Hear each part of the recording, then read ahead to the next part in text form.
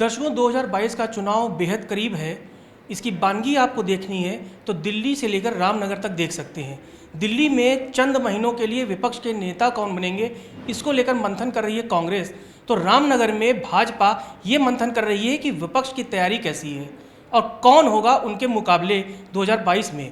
ऐसे में त्रिकोणीय जो चुनाव है उसका अहम कोण है आम आदमी पार्टी, और उसके जो यहाँ के चाणक्य हैं दिनेश मोहनिया जी, आपको चाणक्य माना इसलिए जा रहा है कि आपने बहुत कम समय में जो कांग्रेस और भाजपा है उसमें खलबली मचाई, और आए दिन जिस तरह से पहाड़ पर अब झाड़ू चढ़ रही है और आपके गांव-गांव में कार्यकर्ता खड़े हो गए हैं। आपको लगता है कि इसी का नतीजा है कि दिल्ली में कांग्रेस परेशान है और रामनगर में भारतीय जनता पार्टी? देखिए, हम अपना काम कर रहे हैं और जनता के बीच में जाके जनता के जो दैनिक मुद्दे हैं उनको उठा रहे हैं। अब इससे भाजपा परेशान होती है, कांग्रेस परेशान होती है, ये उनका मुद्दा है। और मेरा ये मानना है कि राजनीतिक दल होने के नाते हमारा धर्म है कि जो भी इस प्रदेश में गलत हो रहा है उसके खिलाफ आवाज़ उठाई जाए, उन जनता से जुड़े हुए मुद्दे उठाए जाएं, जिससे इस प्रदेश की जनता को जो 5 साल का बजाय 20 साल का जो कुशासन है उससे मुक्ति मिल सके। एक सवाल अब ये उठने लगा है कि जिस तरह से कुंभ को चार धाम को लेकर सरकार को हाईकोर्ट ने मना किया। आम आदमी पार्टी की जो मुखिया हैं केजरीवाल ब्यूरोक्रेसी से आते हैं। उत्तराखंड की जो ब्यूरोक्रेसी है वो आए दिन ऐसे कई कदम उठाती है, कई फैसले करती है जिस पर सरकार को रोल बैक करना पड़ता है। आपको लगता है कि ब्यूरोक्रेसी में जो लीडरशिप है, नेतृत्व है, उसकी कमांड होनी चाहिए जो उत्तराखंड में कहीं कम दिखती है? देखिए, किसी भी सरकार में ब्यूरोक्रेसी की भूमिका केवल कार्य को करने की है। जो भी डिसीजन होने, जो भी फैसले होने, वो राजनीतिक फैसले होते हैं। कोई सरकार अच्छा काम करती तो उसका श्रेय बशर्ते नेता लेते हैं, तो अगर कुछ गलत काम है उसका भी श्रेय नेता को ही लेना चाहिए। मेरा ये मानना है कि नेताओं में जो यहाँ तक अभी तक सरकारें रही उनमें समझ की कमी है। उनको ये नहीं समझ में आता कि उनको डिसीजन क्या लेना है। उनको जैसे ब्यूरोक्रेट कह देते हैं वो वैसे डिसीजन ले लेते हैं। यहाँ तक कि एक दिन में आपने देखा है 3-3 जियो जारी हो जाते हैं। पहले कुछ कहा जाता है, फिर दूसरे टाइम कुछ कहा जाता है, तीसरे घंटे फिर कुछ कहा जाता है, एसओपी बदल जाती है, गवर्नमेंट ऑर्डर बदल जाते हैं। तो आप ये देखेंगे कि कोई समझ नहीं है, सरकार कैसे चलनी है इस बात की समझ नहीं है। केवल चिंता इस विषय की है कि अपनी कुर्सी कैसे बची रहेगी और पैसा कैसे कमाया जाएगा। अब आप देख रहे हैं कि भाजपा का चिंतन शिविर 3 दिन का चिंतन शिविर चल रहा है, लेकिन जब लोग मर रहे थे, जब लोगों के पास ऑक्सीजन नहीं थी, जब डॉक्टर नहीं था, दवाइयाँ नहीं थी, इंजेक्शन नहीं थे, तब किसी को चिंता नहीं थी। तब किसी ने चिंतन शिविर नहीं किया कि लोग क्यों मर रहे हैं। तब तो ये पूरी की पूरी सरकार लंबा चादर तान के सो रही थी। और आज जब चुनाव का वक्त आया तो इनको चिंता हो रही है। इसका मतलब इनको लोगों की चिंता नहीं है, इनको इस प्रदेश की जनता की चिंता नहीं है, इनको चिंता अपनी कुर्सी की। तो मेरा ये मानना है कि जनता सही समय पर सही जवाब देगी, और जिस तरीके से अभी इस प्रदेश का बंटाधार इन लोगों ने किया हुआ है, निश्चित तौर पे जनता एक विकल्प देखती है, एक विकल्प चाहती है कि जो पिछले 20 साल में मिस गवर्नेंस इस प्रदेश में हुई है उसको हटाया जा सके। अच्छा, यूपी की बात करें तो अचानक आप लोग राम मंदिर की जो ज़मीन का मुद्दा है वो लेके सामने आ गए और एक अजीब सी खलबली सी मच गई। क्या लगता है आपको कि चुनाव के करीब आते ही इस तरह के मुद्दे उठने चाहिए, या कि हम आम आदमियों के जनहित के मुद्दे उठाएंगे? हमेशा जनहित के मुद्दे रहने चाहिए, लेकिन हमारा ये मानना है कि लोगों ने प्रभु श्री राम के मंदिर को बनाने के लिए अपनी मेहनत की गाड़ी कमाई से पैसा दिया, और हर आदमी चाहता है कि वो मंदिर बने। लेकिन जिस तरीके से उस जो चंदे का पैसे की लूट हो रही है, और आप खुद देख रहे हैं कि एक ज़मीन जो 2 करोड़ रुपए में खरीदी जाती है, 15-10 मिनट बाद फिर वही 20 करोड़ की न्यास को बेच दी जाती है। तो ये सारा क्या गड़बड़ है? मतलब न्यास इतनी महंगी ज़मीनें क्यों खरीद रहा है? और जो ज़मीन खरीदी गई है वो भी जो मंदिर की परिधि है उसके 3 किलोमीटर दूर ज़मीन खरीदी जा रही है। तो इस पूरे गड़बड़ झाले में कौन लोग फ़ायदा उठा रहे हैं, इसमें कौन कौन लोग हैं जो शामिल हैं, भाजपा के कौन कौन से नेता शामिल हैं, न्यास के कौन कौन लोग शामिल हैं, सब जनता के बीच में जाना चाहिए।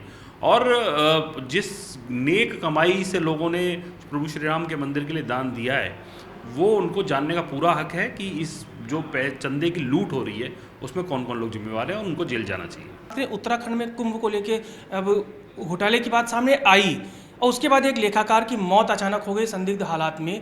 आपने भी घड़ा फोड़, यानी कि भाजपा के पाप के घड़ा फोड़ का आपने प्रदर्शन भी किया। आपको लगता है कि एक बड़े आंदोलन की ज़रूरत है, जिस तरह से भ्रष्टाचार उत्तराखंड में एक 20 साल के छोटे से राज्य में बड़ा मुद्दा बन गया? देखिए, बिल्कुल, और मेरा ये मानना है कि जिस तरीके से भ्रष्टाचार हुआ वो खुलेआम है। मतलब ऐसा नहीं कि किसी को छुपाने का भी डर नहीं है इस प्रदेश में। मुख्यमंत्री जी ने स्वयं मान लिया कि गड़बड़ हुई है। आप ये कहते हैं कि जी एक किट से 700 टेस्ट हुए, सबके जग जाहिर है, लेकिन वो क्या कहते हैं कि ये पिछले मुख्यमंत्री के कार्यकाल में हुआ, इसलिए मेरी जिम्मेवारी नहीं है। हाँ, ये तो पिछले मुख्यमंत्री कहाँ से, आसमान से आए थे? वो आपके ही प्रदेश से थे, आपकी ही पार्टी से थे, आपके ही कुलीग हैं, आपकी सरकार में विधायक हैं, आपकी पार्टी से बिलोंग करते, तो उनको आप कहते हैं अगर वो जिम्मेवार हैं तो उनको जिम्मेवार ठहराइए, उनको जेल भेजिए।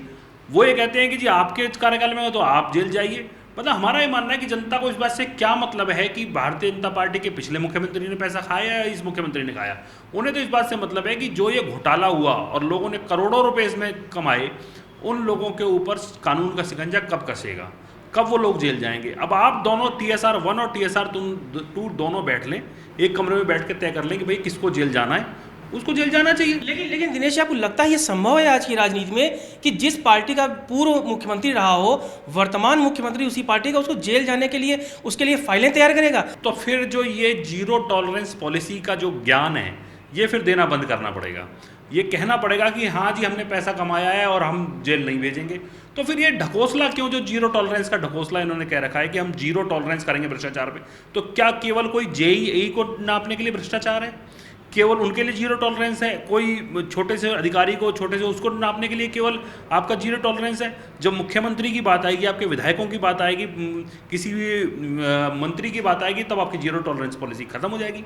तो ये फिर पिक एंड चूज़ नहीं चलेगा। लोगों को ये पता लग गया है कि पिछले 5 साल में भारतीय जनता पार्टी की सरकार ने केवल लूट और लूट की है। हम उनसे कहते हैं कि जी केवल 5 काम आप गिना दीजिए जो उन्होंने पिछले 5 सालों में किए और उसके ऊपर वोट मांग लीजिए। जनता तय कर देगी कि काम हुआ है नहीं हुआ, भ्रष्टाचार हुआ है कि नहीं हुआ। मुझे लगता है यानी दो पूर्व मुख्यमंत्री यानी कि TSR 1-2 के बीच में कांग्रेस को कहीं लगता है कि वो आपके साथ फाइट कर पाएगी? पूरे चुनावी परिदृश्य में कांग्रेस कहीं नहीं दिखाई दे रही है। सीधा मुकाबला 2022 में केवल भारतीय जनता पार्टी और आम आदमी पार्टी के बीच में होने वाला है। कांग्रेस को तो अपना LOP चुनने से फुर्सत नहीं है। उनको केवल इतना जो पार्टी तय नहीं कर पा रही कि 4 महीने के लिए LOP कौन बनेगा, उसके लिए वो 7 दिन से चिंतन शिविर कर रही है। तो मुझे लगता है कि वो चुनावी रेस से बिल्कुल बाहर हैं और जिस तरीके का हाल उनका दिल्ली में हुआ है वही हाल अब उत्तराखंड में भी होने वाला है। छोटे 2 आखिरी सवाल हम करेंगे। कुछ दिनों पहले आपने कहा कि कई बड़े मंत्री, विधायक वो आपके संपर्क में आने वाले हैं। काफ़ी लंबा समय बीत गया, जनता में ये क्यूरियोसिटी बढ़ रही है कि आखिर दिनेश मोहनिया जी का वो दावा कब पूरा हो रहा है? देखिए, मैंने आपको उस टाइम भी कहा था कि कोई भी आदमी बाई इलेक्शन नहीं चाहता, उपचुनाव नहीं चाहता, कोई भी ये नहीं चाहता कि 4 महीने के लिए विधायक बने। अब वो टाइम आ रहा है, लगभग अगस्त एंड में वो टाइम होगा जब वो सही समय होगा और मुझे पूरी उम्मीद है कि जितनी संख्या मैंने बताई थी उससे संख्या से ज़्यादा लोग ज्वाइन करेंगे। अच्छा, आखिर में मेरा एक सवाल, अंडर करंट क्या देख रहे हैं आप उत्तराखंड में? देखिए, मैं अंडर करंट की अगर बात करूं तो यहाँ पर एक बदलाव की चाहत लोगों में है। पिछले 20 सालों में दोनों पार्टियों को 2-2 मौके जनता दे चुकी है। अब उन्हें लगता है कि एक ऐसा विकल्प होना चाहिए जिसके पास एक इस प्रदेश के विकास के लिए, इस प्रदेश की उन्नति के लिए एक रोड मैप हो, एक ब्लूप्रिंट हो कि वो क्या करना चाहते हैं। केवल ये नहीं कि आपने 5 साल में दूसरी पार्टी ने काम नहीं किया इसलिए हमें वोट दे दिए। हमारा ये मानना है कि इस बार हम पॉजिटिव कैंपेन के साथ जाएंगे और लोगों के बीच में जाके बताएंगे कि हम उत्तराखंड को वो उत्तराखंड बनाना चाहते हैं जिसके लिए लोगों ने शहादतें दी, जिस लोगों ने जानें दी। उन शहादतों को पूरा करने के लिए जो राज्य चाहिए वो राज्य उत्तराखंड बनना चाहिए। केजरीवाल जी कब आ रहे हैं, क्योंकि लंबा समय बीत गया? देखिए, निश्चित तौर पे जब चुनाव की तैयारियां होंगी तो सब लोग आएंगे, केजरीवाल जी भी आएंगे और जो पार्टी के शीर्ष नेतृत्व है सब आएगा। चुनाव पास आने दीजिए। अभी लगभग हमारे हिसाब से सब चीज़ें सेटल्ड हैं, सब चीज़ें ठीक से चल रही हैं। निश्चित तौर पे चुनाव जैसे सब करीब आएगा तो सब लोग पार्टिसिपेट करेंगे। हमसे बात करने के लिए शुक्रिया। दर्शकों, ये हैं दिनेश मोहनिया जी, प्रभारी उत्तराखंड ने, जिन्होंने कहा है कि TSR 1 की जो गलतियां हैं उसे TSR 2 सुधारे, संभव हो तो जांच कराए और जो दोषी है, भले ही वो पूर्व मुख्यमंत्री हैं, उन्हें जेल भेजने का रोड मैप तैयार करे। लेकिन ये तो हम और आप भी जानते हैं कि ऐसा फिलहाल संभव नहीं है, क्योंकि सरकार तो जिस पार्टी की है, आरोप भी उसी पार्टी के पूर्व मुख्यमंत्री पर लग रहा है। देखते हैं आने वाले दिनों में इस तरह की राजनीतिक जो नूरा कुश्ती है क्या रंग दिखाती है उत्तराखंड में 2022 के चुनाव से पहले। फिलहाल कैमरामैन इमरान के साथ आशीष तिवारी को दीजिए इजाजत। नमस्कार।